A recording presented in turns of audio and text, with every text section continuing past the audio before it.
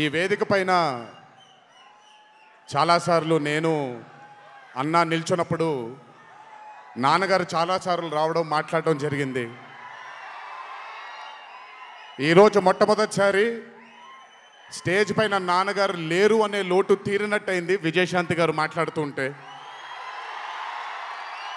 నాకొక్క క్షణం Arjun son of Vyjayanthi చిత్రంలో నాన్నగారు ఈరోజు ప్రీ రిలీజ్ ఫంక్షన్ రోజు నాన్నగారు ఉండుంటే ఎలా ఉంటుందో అది ఈరోజు విజయశాంతి గారు మాట్లాడినప్పుడు నాకు ఆ లోటు భర్తీ అయిపోయింది.